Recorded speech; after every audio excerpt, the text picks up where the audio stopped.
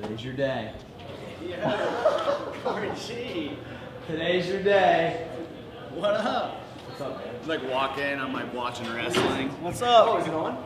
Yeah, just started. Just started. Dr. Tyler Kelly, right here. The guy that keeps us all in the game.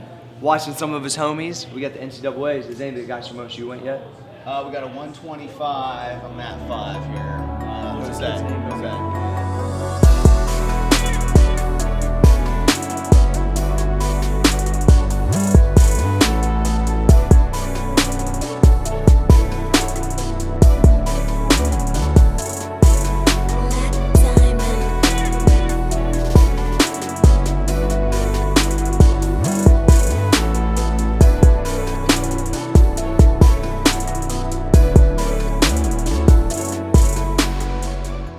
Tell them what this bad boy is. All right, so this is a, they call this an IST table. It's like intersegmental traction, you know. So it's basically like a little range of motion, a little bit of loosen up his mid back, his spine a little bit. So I like to do a little bit of mobility before we do some stability work with him, and that way he can kind of create good motor control in new ranges of motion. So with Corey, it's just one of those things that we do for a lot of patients. Just like in theory, like my kind of like philosophy is that, you know, any method that we do is based on certain principles. So it doesn't really matter what method it is, just what's best for each athlete or each patient. So It feels like somebody's just rubbing each side of my spine all the way down, but in that. yeah, so it has a couple different, I think they're like wheels, and they raise up and they kind of create a wave motion up and down the spine.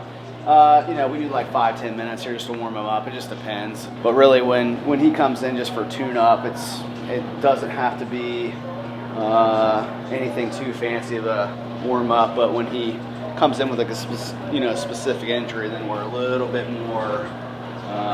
more specific in our treatment approach with him. Obviously, it depends on each person, but some people do really well on this thing, kind of as a warm-up. Some people that have other stability issues, this actually will make them tighten up more. So I'm always a little bit aware of who does well and who does bad. I don't usually be able to tell, hey, this person. I think it feels good. I won't buy one for my house. Yeah, so not too there. It's like somebody rubbing, like I always, when people would give me massages, like I like the deep tissue pressure. And this is what this creates, as it feels like, but also kind of like gives you, like you said, warmed up for adjustment or whatever.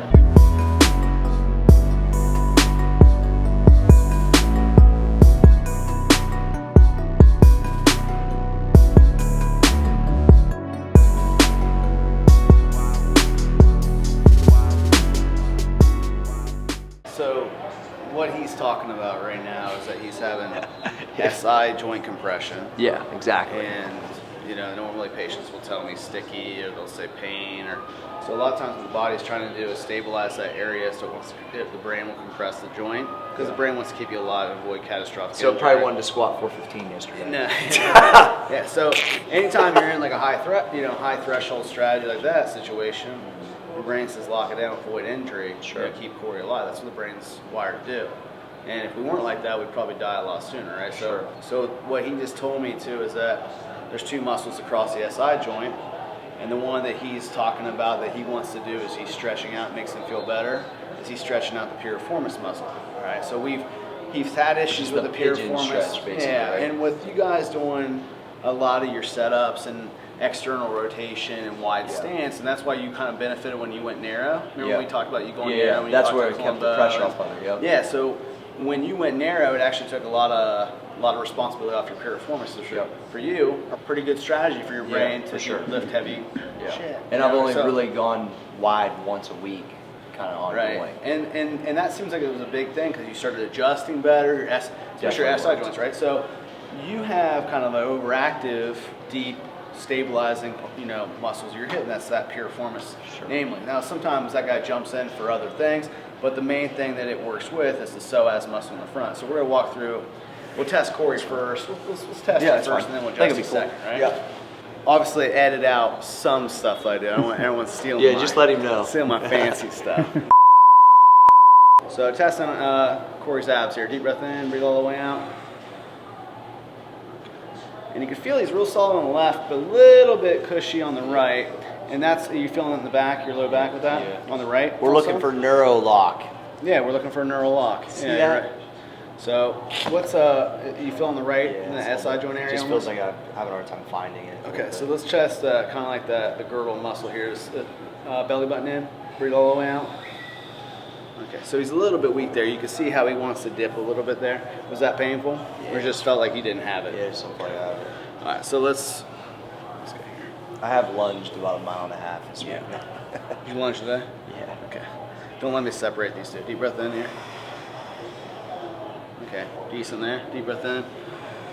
So we're testing the obliques here. Okay, he's rock solid there. So his obliques to help him turn to his left, like a right-handed person would. You're right-handed, right? Yep.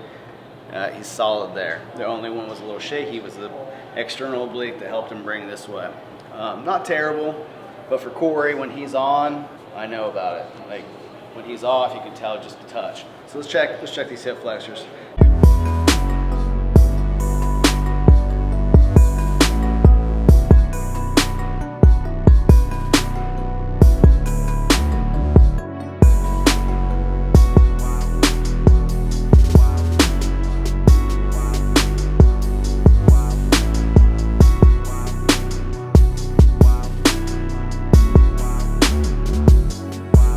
Black diamond.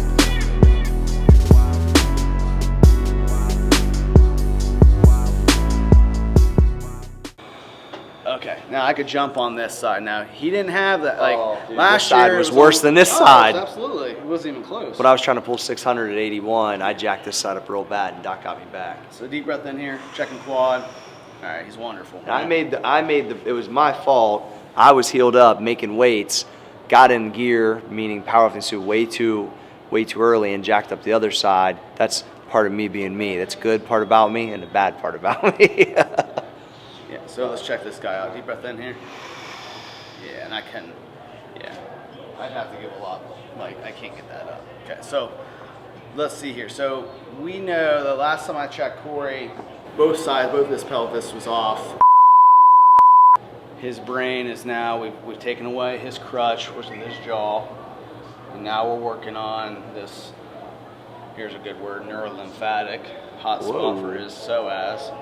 And osteopaths used to use these points like DOs.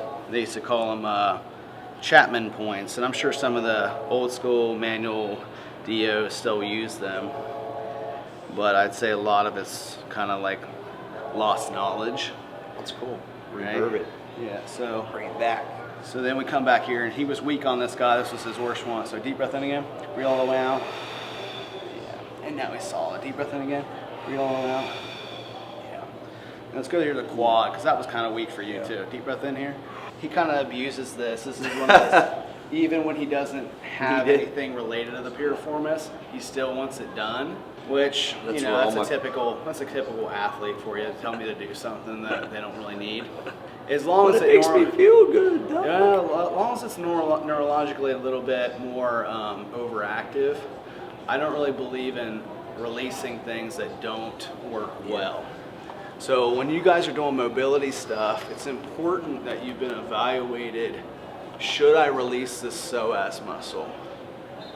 Most of the time, no. But most of the time, people that have taken an ART class, they like to dig in on a psoas that doesn't work already. And it's like madness. And they expect it to be a good outcome. So it's important that we kind of, with athletes, don't screw them up, you know? So like you have to self-audit yourself that am I actually doing something that's helpful to this guy or not? Or is it just because I know how to do it? Right? Gotta love how athletes root for you when you're like, this should really hurt them, and they're just like, yeah. Right.